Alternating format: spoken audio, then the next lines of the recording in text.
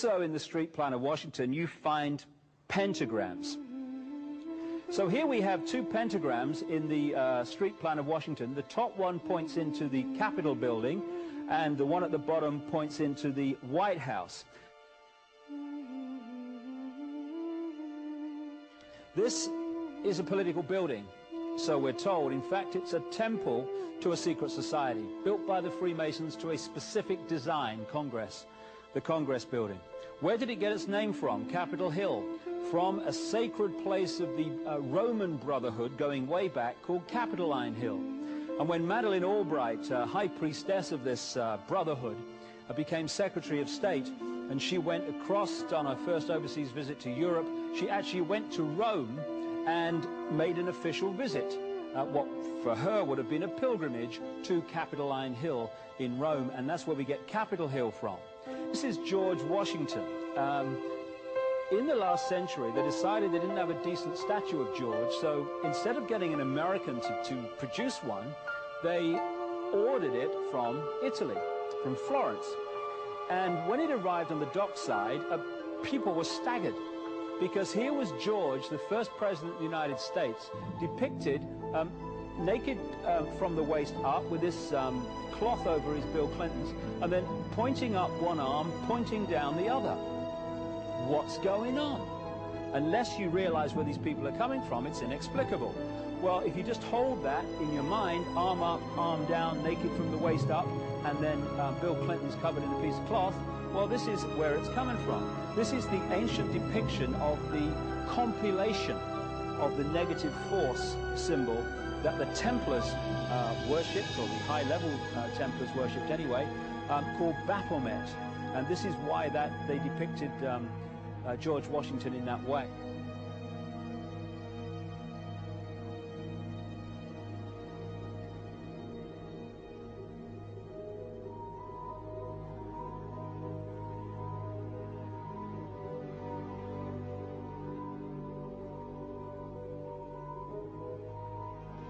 What has come to light is that it's now been, it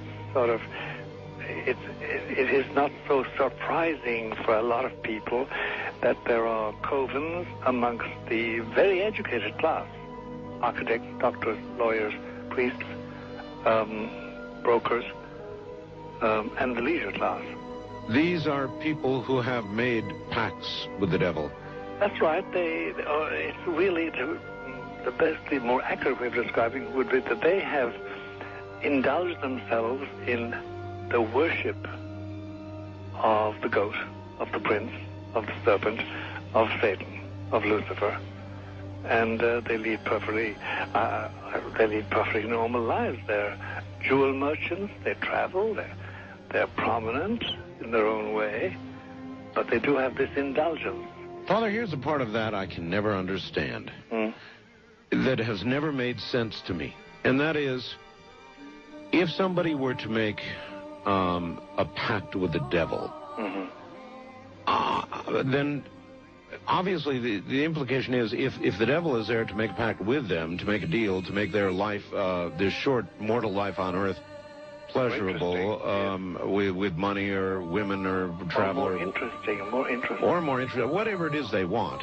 Yes. Then they are aware of the presence of the devil, and they are obviously aware then of the presence of God as well, and they nevertheless make a conscious, stupid, short-term, blind choice to take what they can get in this lifetime. And to embrace one, you must embrace the other. It's not like it's some wishy-washy person. I know you do.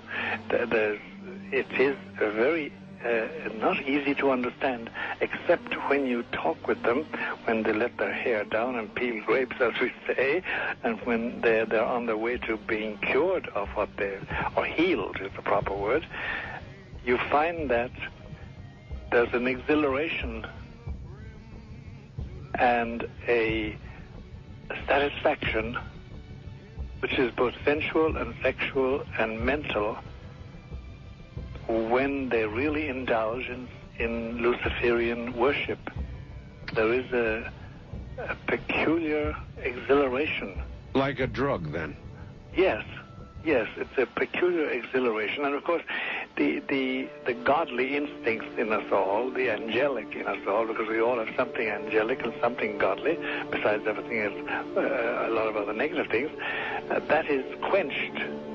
And you find in them a horror of anything, what we call sacred and holy, or sacrosanct, or the idea of the idea of the sacred, of the awesome.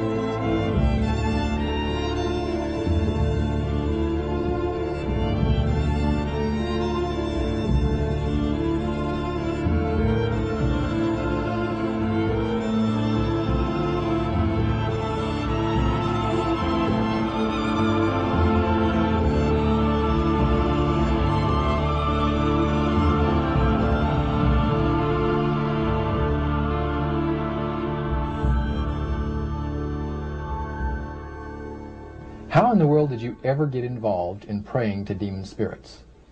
A fellow that had been on a particular ship with me, he told me, "Hey, I got something fantastic to tell you." He said, "I am affiliated with people that speak with the spirits of the dead. How would you like to talk to the spirit of your dead mother?" And I was shocked. I was shocked. He said, "You wouldn't be afraid of talking to the spirit of your dead mother, would you?" Well, I said, "I'll tell you what, I would have to give that some thought, because it's something I never thought about before in my life." Most of us probably haven't. A little afraid of something like that. Well, he says, you know, it's written all over your face. You're afraid of going to a seance. But he says, "I know you. He says, you're going to come."